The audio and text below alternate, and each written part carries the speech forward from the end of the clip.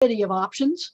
Please choose the one that is most closest. Let's do this grammatically correctly. That is closest to your organization's current state.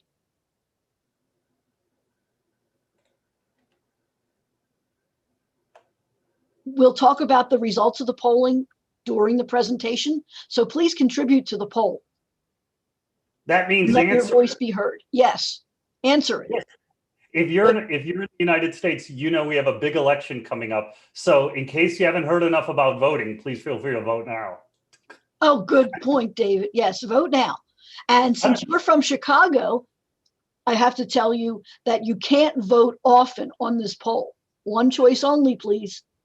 So for our friends who aren't aware of this joke, in Chicago, we have a saying, vote early, vote often.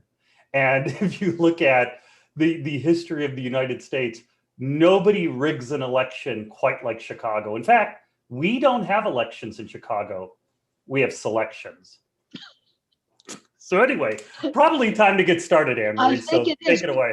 Do you want to end the polling now, David, or shall we wait a few minutes? You know, why don't you get started with the preamble and I'll end it right before we do the handoff. Okay, thank you, David. Welcome back, everybody, to this month's webinar brought to you by datamanagementu.com and sponsored by EW Solutions. Before we start the actual webinar, I'd like to cover a few housekeeping points. We have a poll, as you've heard us talk about now. It's still live. Please go to the poll and select the option that most currently represents your current state of data governance organizational change. We have a section of questions and answers. If you have a question, please put it in the questions and answers, Q&A. If you just have a comment, put it in the chat. Please don't put questions and answers in the chat because they won't get answered with the same level of detail that the Q&A section does.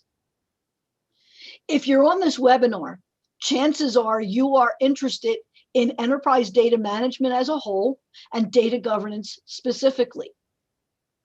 Datamanagementu.com has several courses in metadata management, data governance, and preparation for DAMA's CDMP Data Management Fundamentals exam. Go to datamanagementeducation.com to learn more and to enroll in one of these university-grade fantastic courses. If you're in any of the social media, we ask you to follow Data Management U on social media.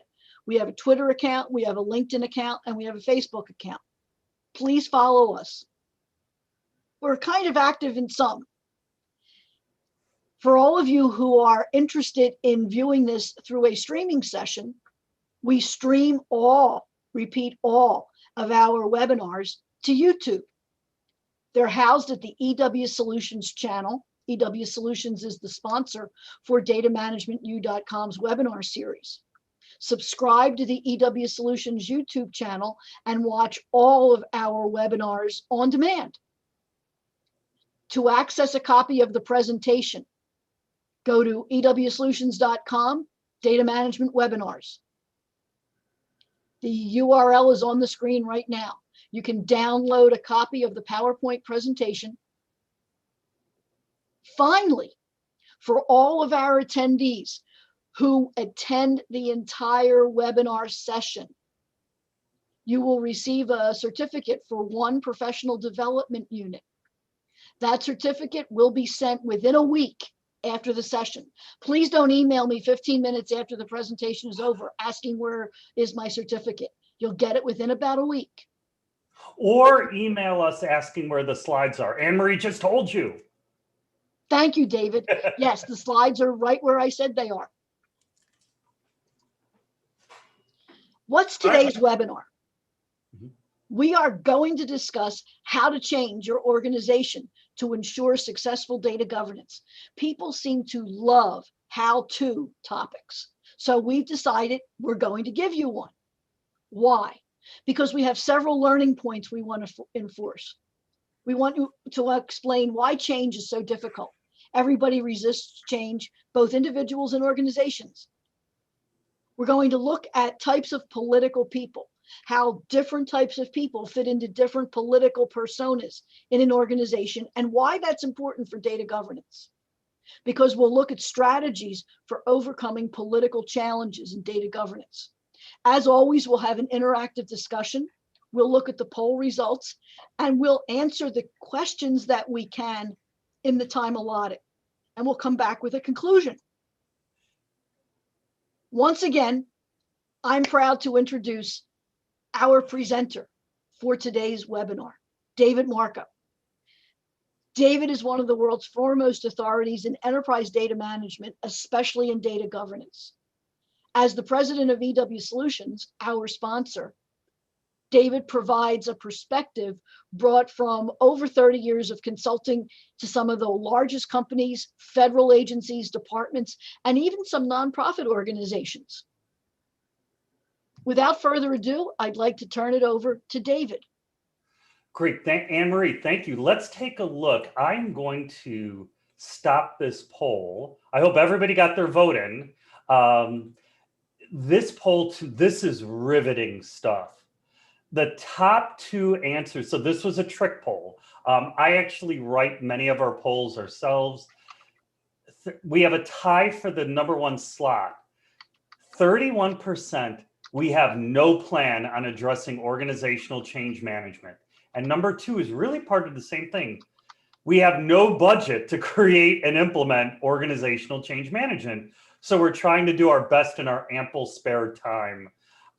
So this is really two sides of the same coin. So really what we're seeing, 62% of our attendees here are saying that really, we don't have a budget for this. Nobody thinks it's important enough to back it. So that's a huge problem. This is the #1 reason for failure in a data governance program. So it is so important that we get it right. So I am Anne-Marie, this poll, this surprises me a bit, because you figure the people at Data Management U, our attendees here, are going to be a higher grade of data governance professional, at companies who are more serious. Yes. So it tends to skew our polls towards what would be the better way of doing it. So this surprises me a little bit. I would say that if we're seeing 62% of our attendees saying that, hey, our company isn't even funding us to do this, let alone we're just trying to do our best with no resources, that tells me the real number in the field is probably closer to 75, 80%, which is why so many initial data governance programs fail, is because companies are not addressing organizational change management. Oh, and I never shared the results. I'm so sorry. Share the results. So there we go. So really very telling statistics. Absolutely, David. I'm a little surprised by the answers as well. But I'm glad you answered honestly, everyone. And I hope that this will be valuable to help you improve the organizational change for your program. Absolutely. And that's why you're here. You're here to learn some tricks of the trade. That's why we're showing up. So I'm going to close this poll and let's get to the presentation. What are we going to talk about? Well, what have we been talking about? Organizational change management. Before we get started, I want to thank one of our wonderful partners, IIM, the Institute of Information Management, just a wonderful partner. I'm so glad to be working with them. All right, this is a background of EW Solutions. We have won basically every award you can in the area of data governance. This is just a small sampling of the companies and government agencies we've worked with.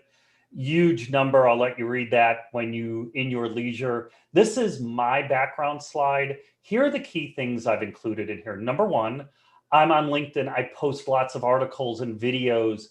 Please follow me on LinkedIn so that you can get some great data governance information. Also, if you have questions on your data governance program, you can feel free to email me. I included it here. But if you ask me where are the slides or where is your continuing education credit, I will find you. Anne-Marie, you can I am Italian. We know how to do this stuff. Yes, you are, and yes, you do. I'd also like to point out we have several other partners along with IIM, Yes. the IDMA, the Insurance Data Management Association, the Yep. Great. IAIABC, the Workers' Comp bureaus, attorneys, and workers' comp companies.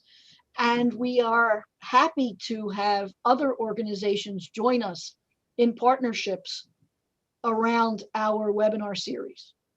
And Anne-Marie, those are great groups. Like these are all of our partners. These are professional organizations, and we would not partner with them if we didn't believe in them. They're great groups. Exactly.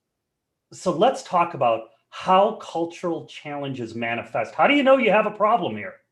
And why is change so difficult? I mentioned in kind of our preamble, for people who show up early, Anne-Marie and I just kind of talk about this stuff. So one of the things that we're doing, this is a series. So yes, we're doing over 1 year data governance mastery, but this whole topic of organizational change management, we can't cover it in one webinar. I can't. So it's going to be multiple webinars on this. So today I'm going to talk to you about why change is difficult, because you have to understand the why. Then I'm going to go into the types of political people that cause us problems, and then give you real strategies for overcoming it. We are streaming live on YouTube right now. So if you missed some of this, if I talk a little fast, if you ran, you have to leave your office because somebody was banging on your door, or your kids come in and they jumped you, you can go to YouTube and hear anything you missed. So data governance, organizational change management. Political challenges are traditionally the biggest hurdle you can face in a data governance program. And they happen from direct verbal opposition. It is common for us as professionals to hear comments like, "We've tried this before and it failed." Or that's my, for people who are with us all the time, that is my imitation of Anne-Marie's whiny voice. She is way better at that imitation than I am. Yeah, It's one of my, Anne-Marie knows it's one of my favorites when she's presenting. The other one that, and Anne-Marie, I will just tell you, we have heard this one how many times? Our culture won't allow this. Oh, that's quite true, David. No, it just doesn't happen here. You see Anne-Marie's whiny voice way better than mine. That, Anne-Marie, you don't even know this. That is, when I hear that, it's like nails on a blackboard. It drives me nuts. Sometimes people will refuse directly or indirectly to attend any training. They may refuse directly or indirectly to do any data governance tasks. You'll have high absenteeism in your key meetings. And another big way you see it is funding. You're just not getting your funding for your data governance program. So transforming into an information-driven organization, it requires a conscious cultural change from individually developed applications and individually developed reporting to a unified acceptance of how important data is and to make sure it's right. So so there's an old saying, we got to understand the problem before we can fix it. So why is cultural change so difficult? Let me explain it. Resistance to change is normal, and it is various stages. Like if I call up somebody who works for me and I say, we're going to have a meeting in 10 minutes, we're going to have some changes here. Everybody will panic. At EW Solutions, Anne-Marie has been here when we had all hands on deck meetings where my message was, there are going to be some changes here. I see a couple things that I don't like. And everybody is terrified. Oh, yes. But I didn't say I'm going to fire everybody or cut their salary or work them harder. I mean, that's what happens, but that's not really what I'm saying. You're supposed to laugh at that, Anne-Marie. That was supposed to be funny. It was supposed to be funny, David. I didn't catch that, but okay. Now I'm chuckling. Chuckle. Yeah, that was, just like for my benefit at best. Anyway, so why is change so difficult? Well, let's look at it. There's actually educational model developed by William Bridges, and it's called a transition model. And it involves business organizational change management. And it says, you can look here, hey, at the beginning, when you start this, there's shock. And if you look, we have time on one axis and productivity on the other. And at the beginning of any real change, there is shock, there is denial, and then we see productivity dropping. See that dashed line? That's normal. There is anger, frustration, and apathy and confusion. And we lose productivity in this. However, after a little bit, then we get listlessness, then we get engagement, excitement, and high energy.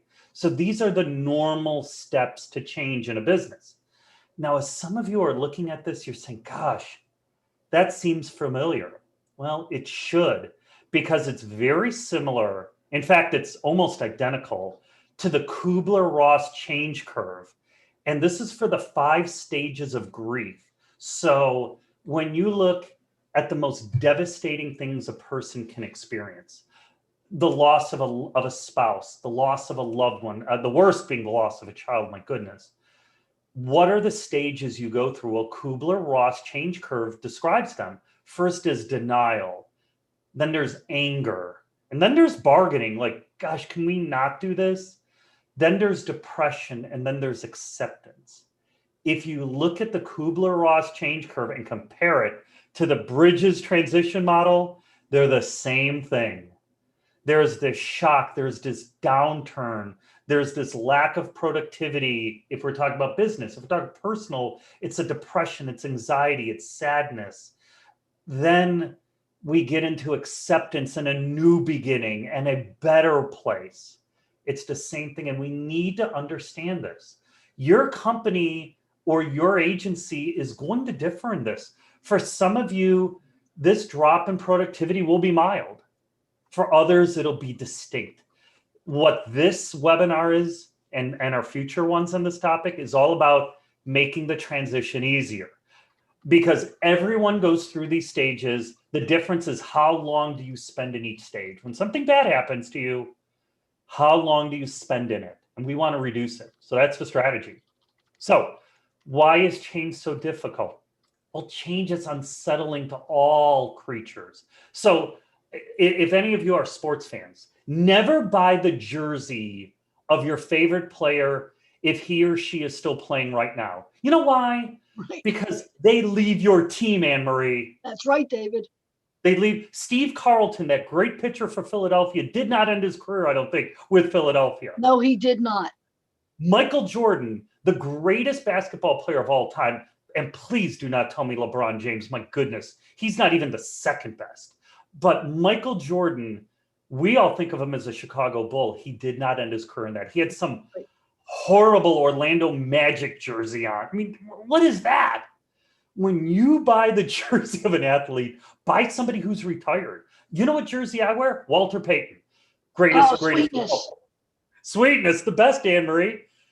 He's long gone. He's not going to be charged in some crime. We're not going to find him drugged out on the street. He's not going to go play for the Green Bay Packers. His career's done, so it's safe. So that shows why change is so difficult, because people embrace what they know currently. Yes. And it's comfortable, where the future's uncertain. And Anne-Marie, just to your point, look at what we have gone through in 2020 and what we are. This COVID stuff's nuts. And where it's going, you and I talk privately, we don't know. And it is unsettling. Mm-hmm. So that's part of the challenge. And it's no different than organizational change management. Here's the big thing. Sometimes people are afraid too of change because they're not part of designing the solution. That's another thing.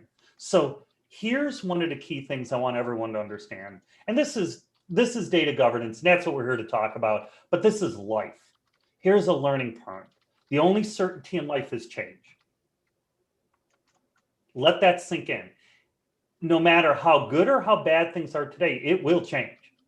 And you got to embrace that. So that is a critical thing to understand. And for businesses, you better change if you're going to grow. And this past year has certainly shown that. businesses who can't pivot, big problems. Right. So anyway, I'm sorry, go ahead, Anne-Marie. Did you want to say something? All I was going to say is that in most organizations, they don't fully allocate resources to help adjust to the change. You brought up the all hands meetings at EW Solutions. Every single time we have had one for the last 20 some years, you and the other leadership members have been available to help allocate the right resources to make the change palatable, smoother, accessible. Not every organization does that. Anne-Marie, you're exactly right. And you know, because you're a leader. So we have to plan those ahead of time. It's not, we've only had a few over the course of 20 plus years, but you're right. You have to allocate funds to it. It's not something that's just going to happen. And it's not something that one big grandiose meeting is going to solve. It's what happens not just that day, but the weeks and months and really years that proceed from it. Because to be effective, cultural change has to be managed in a spirit of cooperation where we are mutually responsible and accountable. Anne-Marie, you know, a lot of times when we change stuff, people are taking responsibilities on. Sometimes that's you, sometimes that's me, sometimes that's Steve, sometimes that's Pete, sometimes that's Michael. And sometimes I got to write some checks, right? Right. That's how it works. So senior management must provide the resources. And that's the same thing. And what, Anne-Marie, before I keep going, what did we see in our poll?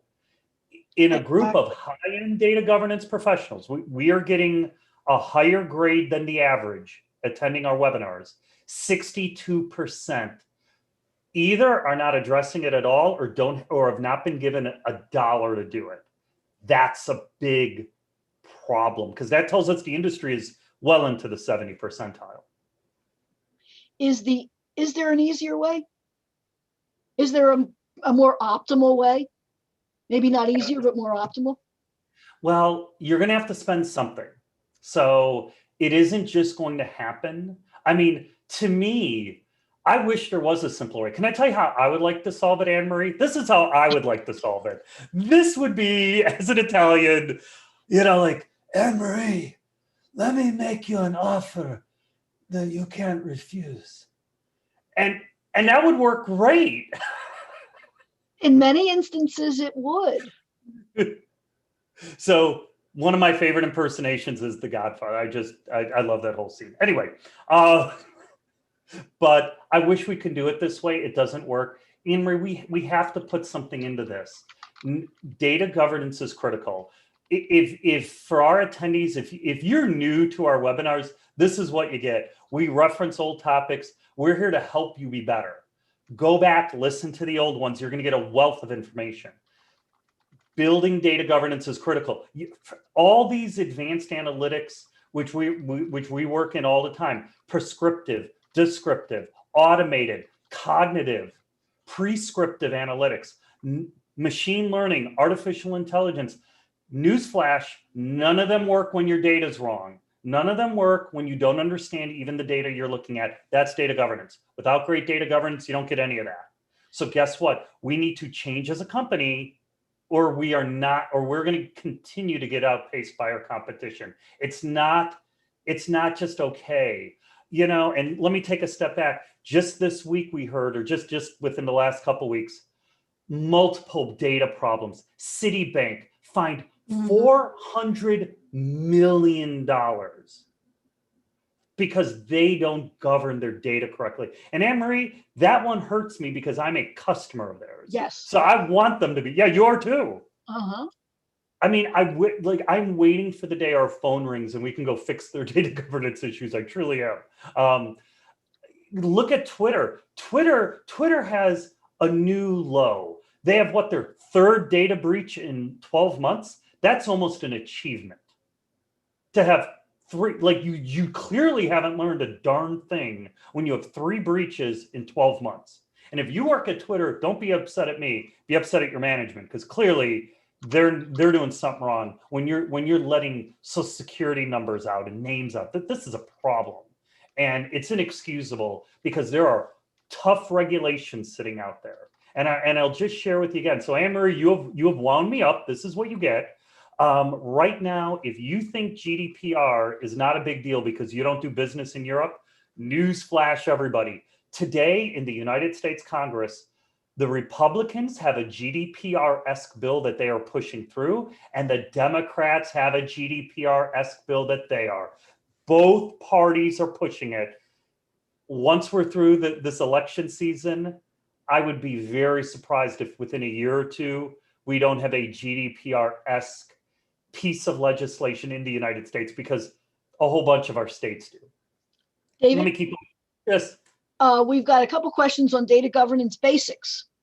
Yes. The first thing I want to do is mention that we do have a webinar on YouTube on the EW Solutions channel about Data Governance 101 for organizations where either the management, leadership, supervisory levels don't understand the basics of data governance, or people on this webinar might want to receive a refresher in it.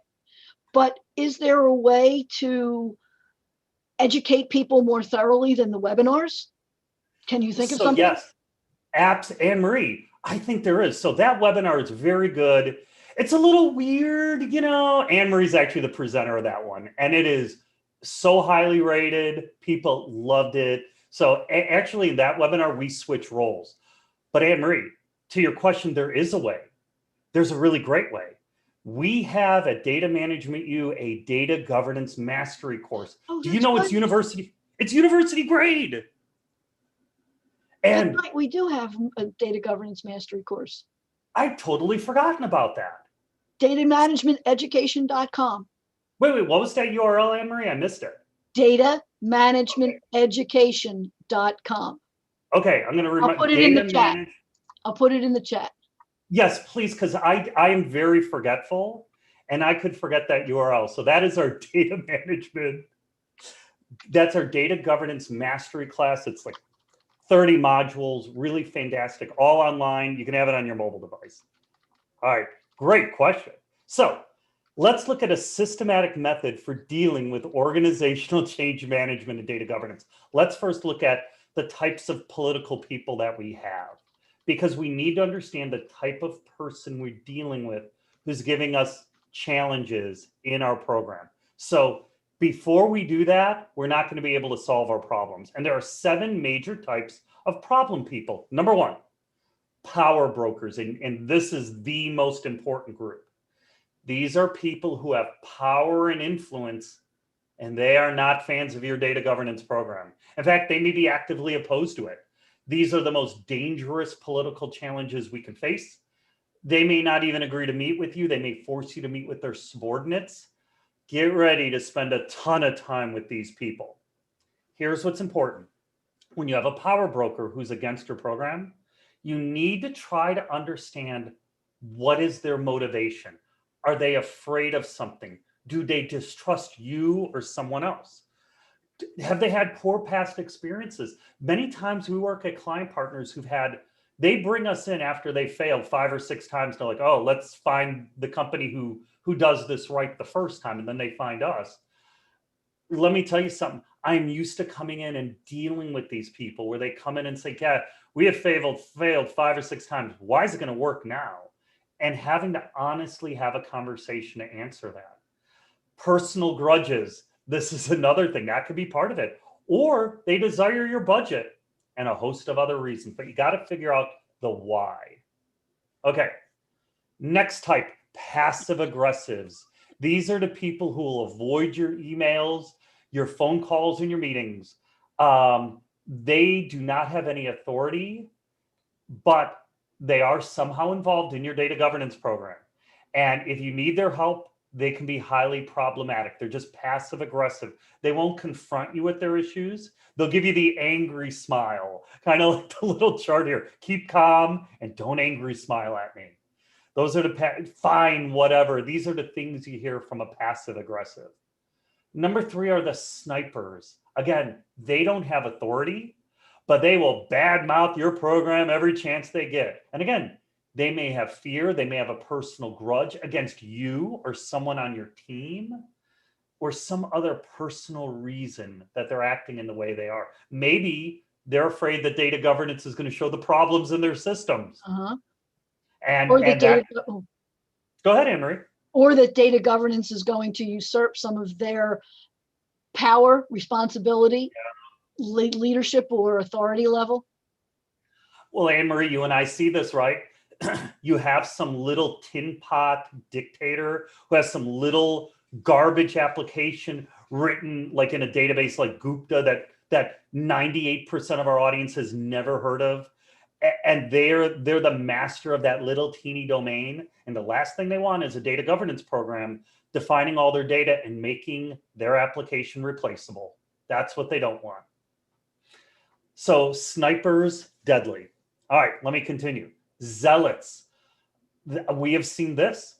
They strongly believe in data governance, but they're inflexible. So the bad zealots are the inflexible ones. And sometimes they cause more harm than good.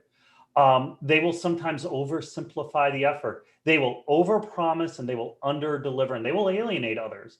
Anne-Marie, I think of a time, every time I get to this slide, I think of someone very famous in our field. I don't want to name the person. It's very bright. You know who it is. Very bright, wonderful contributions. But we worked together at a project and this person alienated everybody. He was so dogmatic and difficult. I remember having a phone conference once. And this is before Zoom. And we're having this phone conference. And he says, okay, before anybody speaks on this phone conference, you must first state your name and then what you're going to say. We had, I think, 4 people on the call. A female whose voice is clearly distinctive, my voice, which is clearly distinctive, this person's voice who had a Southern accent, and somebody else from New York. The voices were so crystalline clear and distinctive. We certainly didn't need some weird rules given. I've never heard rules giving for a phone conference in my life. So anyway, zealots can be a problem. All right, number 5, the don't cares. These are people, they just don't care, possibly about any work. And if they are truly unmotivated, and they may be truly unmotivated, they may be about to retire. And if somebody is truly unmotivated or they don't care, and that's really who they are in their core, I have managed probably over 1,000 people in my career. You got to get rid of the don't cares. They will weigh you down. They are useless. So you have to be weary of them. A lot of times, though, people who may not seem to care, it may just be that there's some other issue. Maybe people have not communicated data governance to them properly. So I always try to flip the don't cares into caring before I write them off. So I will put a lot of, Anne-Marie, we put a lot of effort into that before we move on. All right. So I love this. Keep calm because I don't care. So let's continue. Number 6. And by the way, Anne-Marie, I'm running so behind on this and it's all your fault. Speed bumps with your great questions. I'm just being funny. They serve no purpose. A speed bump person, they serve no purpose but to slow down your project. That is the only purpose they serve. So there are people who love having analysis parties. I call them analysis paralysis parties. They just want to have meetings where they decide nothing and accomplish nothing. But boy, they have a lot of meetings. Maybe they like the free coffee. Terrible. We don't need that. This is the thing that, oh gosh, the next big thing syndrome. All they do is sit around and think about the next big thing. Maybe yottabyte data governance. Maybe big data, modern AI, machine learning data governance, instead of the best practices that exist. The internet expert, oh goodness, they've learned how to do a Google search, probably just that week. And they find an article on data governance written by someone who's never built a data governance program in their life. And now they think they're an expert. Or Anne-Marie, they go to Wikipedia because, boy, that's a trustworthy source. Oh. And they take that as gospel. These speed bumps, they will snatch victory. They will snatch defeat from the jaws of victory in your program. Let me keep going. Fear factors. Oh, goodness. There's so many of these people who are just afraid of their own shadow. Debbie Downer. This is just someone who's just always negative, always fearful. The Mouse King. I've described this one. The little Mouse King. He just wants to protect his little kingdom. Or the assembler Andy type. This is the person whose skills are so horribly out of date that he doesn't want anyone to know how replaceable he is. So these are all fear factor people. Some of you, every time we teach this course, Anne-Marie, this, people are always saying, I know, are you talking about so-and-so at my company? Yes.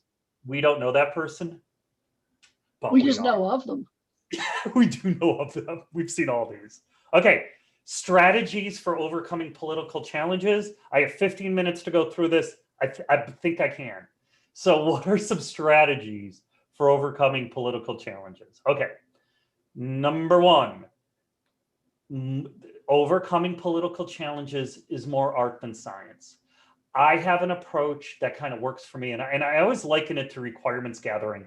I worked at a company where they used to use the 6 thinking hats. And Anne-Marie, I'm sure, because you know more about requirements gathering than I do. The 6 thinking hats. Do you know, Anne-Marie, I was awful at the 6 thinking hats. I was a D to an F level using that approach. I'm great at requirements gathering, but I hate that approach. We had a guy at that company. His name was Marty. He was fantastic at it. He was riveting and interesting. And he had this weird Woody Allen shtick that he did. And it was great. So what I'm bringing up here is the way you overcome some of these challenges, it has to work with your personality. What works for me may not work exactly the same way for Anne-Marie or for you. And vice versa. She will have some techniques that will work better for her than for me, just because of our personality and how we are. You need to find the best approach that works with your personality. I like to joke around a little bit. I like to have a little bit more fun.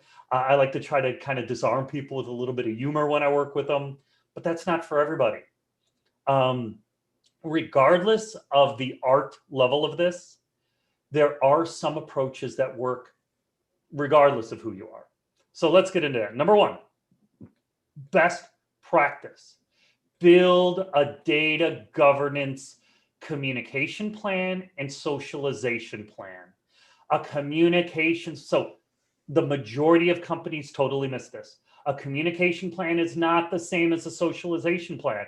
How many of you, now I'm not going to ask Anne-Marie, she knows, Anne-Marie's really smart. She knows this stuff. These two images, one is communication and one is socialization. When I ask people in a live audience to tell me which is which, more than half the time they miss it. Communication is the top one. Communication is how we give a message, give a thought to somebody else. If I want to give a message to Anne-Marie, I have to choose how to communicate it. Is it verbally? Is it via email? Is it carrier pigeon? Is it a text? What is it? It has to be something. Socialization is different because, again, these terms, they're not synonyms, but they are synergistic. Socialization is about how do we get people to come along for the journey? How do we get them to make it part of their culture? Anne-Marie, you brought up when we've had it just to personalize it at EW Solutions, when we had to make some changes and do things a little bit differently, we had to first communicate it, where we created our own communications plan. And then we had to socialize it. How was it going to be ingrained into the culture and spread out to consultants that are honestly distributed everywhere? Right. Same thing for companies, right? Mm-hmm. So communication, socialization, you need these plans. We build this stuff all the time. And a little bit of a teaser, I think in our next webinar, I'm going to walk you through them. You're going to walk through the communication plan next time. Socialization plan is after that. That's right, because we can't do it all in one session. That's right. So number 2, big thing. So build your communication plan, build your socialization plan. If you don't know what that is, tune into our next webinars, but also at Data Management U, we have articles on this. Okay, number 2, don't avoid problem people. If they're important to your data governance program, You must actively look to meet with them. Do not take the ostrich approach. Shove your head into the ground and hope they go away. I promise you they won't. What they will do is they will smell your fear and it will be intoxicating. And what they will do is they will be bolstered in their opposition against you. So here are the key things when you meet with them. Number one, don't have them meet with anyone they don't like or have a personal grudge with. Anne-Marie, you know, us as consultants, we have a big advantage in this. We don't know people at the company. So when we start working with them, a lot of times you or I have to meet with the problem people because they don't know us. They don't hate us yet. You know, maybe in time, probably not. We can come in and help with that. Keep in mind though, when you're dealing with problem people and meeting with this, sometimes zealots or fear factors can be a little different. Sometimes with a zealot or a fear factor, they just need a little bit of TLC to put them at ease. And if you don't know what TLC is, tender, loving care. Sometimes with somebody who's a zealot, who's really motivated, they just kind of need you to say, hey, we're going to achieve this. Relax. Take your time and a little bit of guidance, a little bit of hand-holding. Make sure they know you love them. I say this jokingly, but it's true. Make sure they know that you're part of the journey and that everything's going to be okay. And sometimes you can really turn them around. So I just said you need to meet with problem people. How do you do it? Do you just call the meeting and hope everything happens? No way. Number one, here are the rules when you meet with a problem person. Number one, God gave you 2 ears and 1 mouth. Use them in that relationship. Do less talking, do a lot more listening.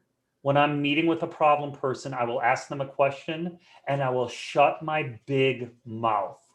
Number 2, Anne-Marie's thinking, wow, that's a rare occurrence, but it does happen. Make sure create a relaxed, non-judgmental meeting setting. If somebody even gives a critique about you, don't counter it. Just let them get it out. I'll give you an example, and I know I'm burning too much time, but I'm sure Anne-Marie will figure it out at the end. What happens is, I took a class many years ago. It was 7 Habits of Highly Effective People, and it was a riveting course. The exercise that gave me so much value was they took people on 2 sides of an issue. The most obvious one that we're dealing with, we're in a presidential election year where there are some people who are going to be very motivated to support Donald Trump and some people very motivated to support Joe Biden. So the way this would work in that setting, you find somebody who's a zealot on one side and a zealot on the other. And one of them their job is to be an active listener. And I did this, not with that example, but 2 decades ago. And it was great. My job was to convince the other person that I understood them. Guess who was the judge of whether or not I was successful? The other person. Exactly. And that's the harshest judge you can get. And Anne-Marie, the key was, I listened. So, you support this candidate because why again? Then they repeat it. And what you do is you repeat back, I thought I heard that you support the person because of A, B, and C. And they may say, oh, you got A and B right, but C you're all wrong on.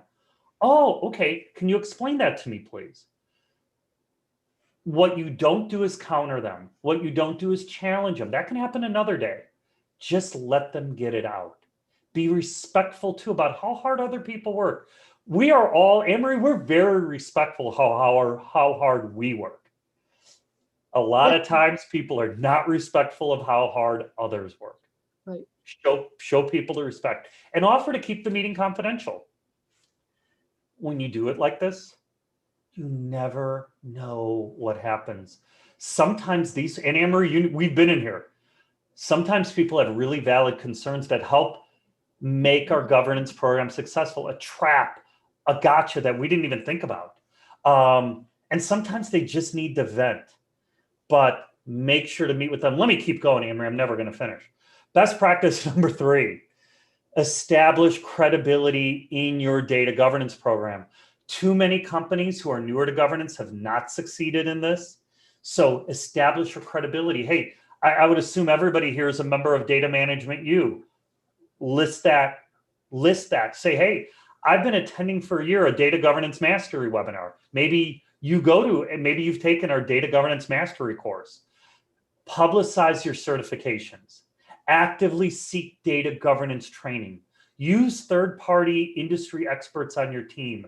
Give case studies of other organizations doing data governance well. There's plenty out there. My goodness, we have dozens and dozens we select from. And understand why maybe a past program failed. Last but not least, never stop being a student.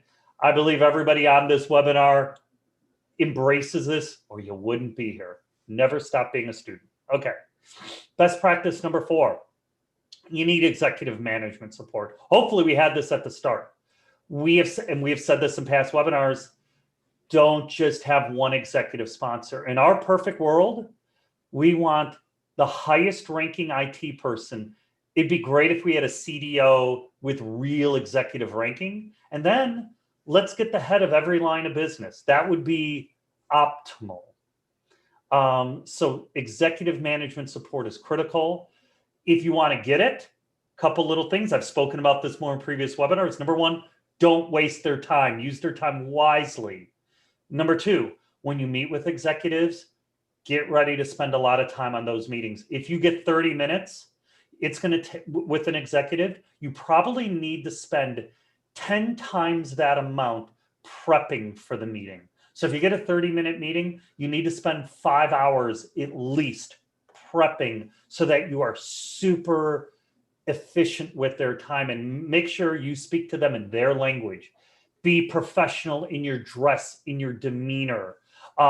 Be highly organized with them, because it's all building credibility. Let me keep going. Number 5, walk the talk.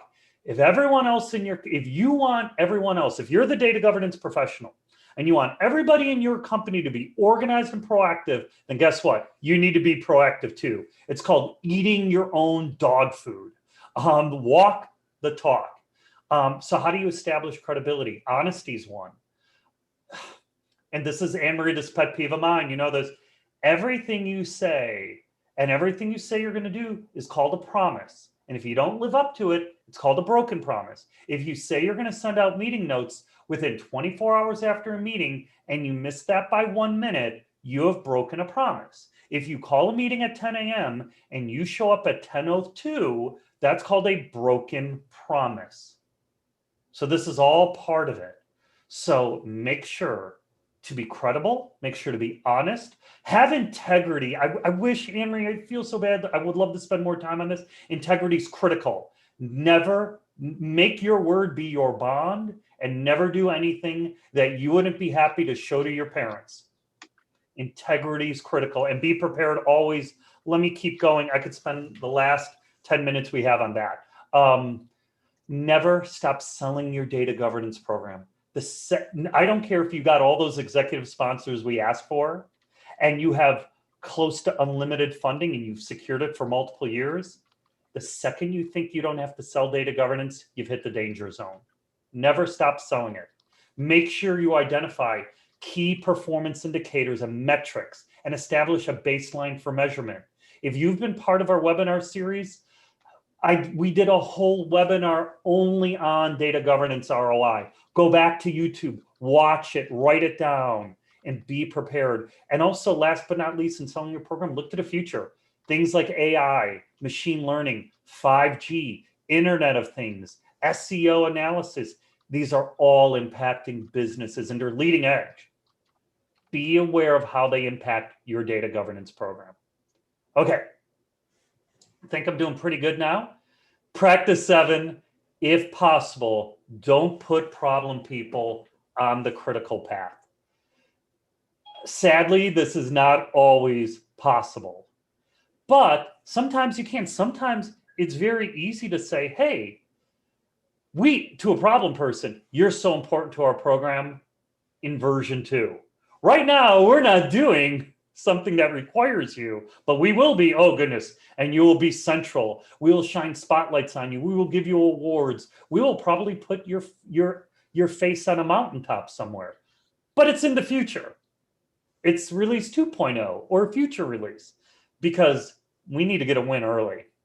So best practice number 8, recruit intermediaries to help. If you can't find someone that your problem person respects,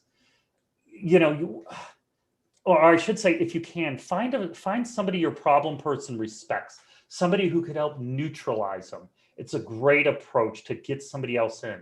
And how do you do this? If you're going to recruit that intermediary, be honest about the situation. However, if the situation is embarrassing, then you don't want to give that out. So for example, let's say, Anne Marie is never a problem person, but let's imagine in a world that she is.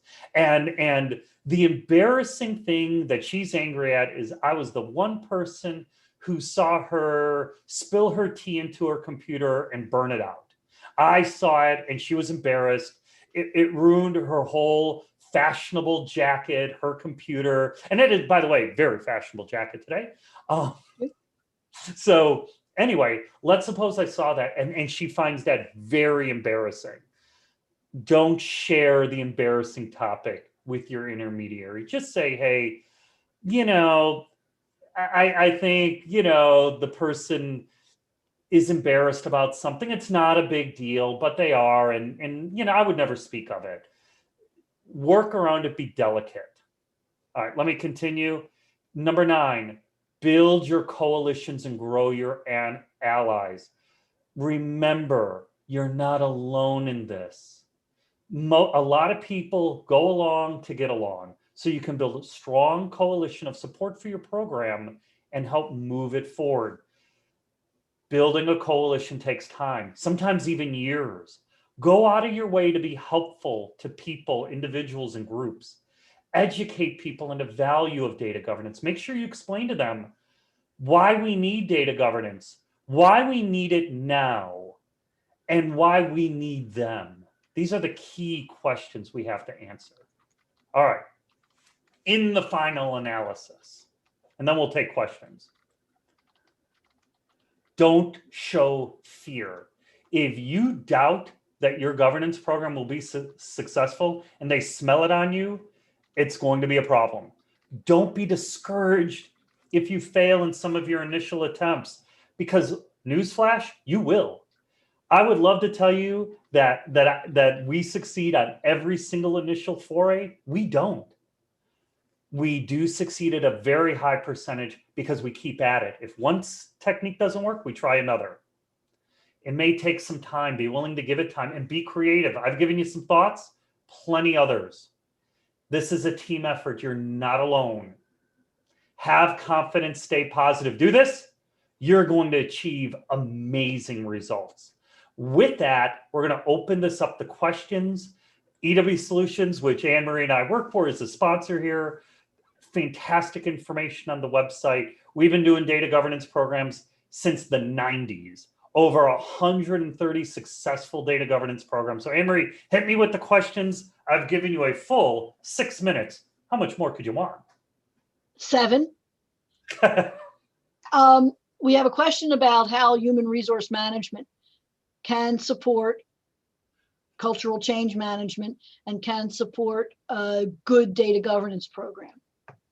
How would you answer that?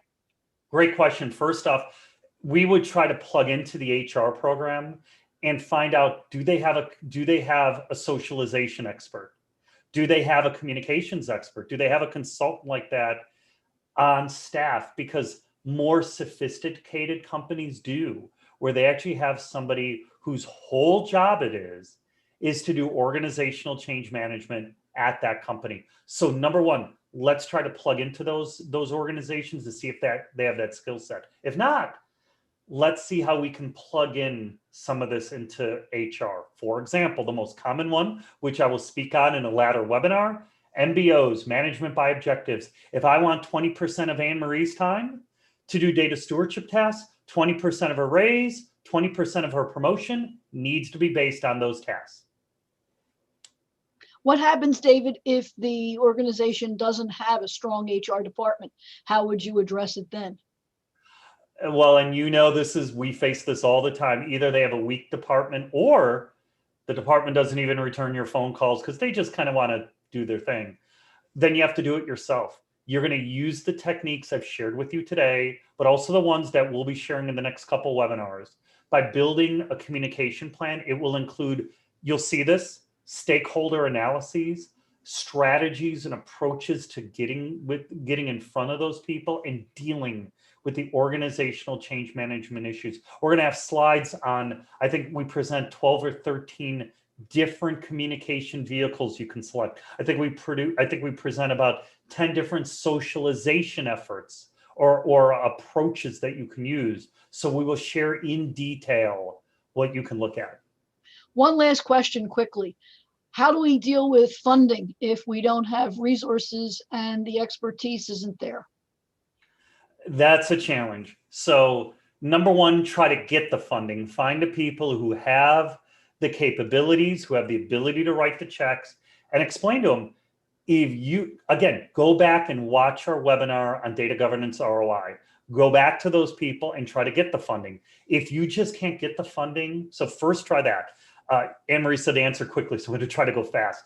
Number two, if you can't get it, learn it yourself and realize you're going to spend a bunch of your time on organizational change management for your data governance program. There's no way around it if you want to be successful. Thank you, David. I'd like to conclude today's webinar so that we know how to access all the wonderful resources that we've mentioned today, including our next session. Our next webinar is scheduled for Thursday, December 10th at 12 p.m. noon Central US time, which is GMT -5. We're going to talk about, not surprisingly, data governance communications plans, since they are essential for success.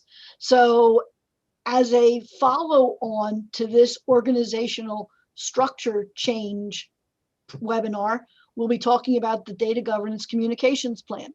Register for it at ewsolutions.com/data management webinars.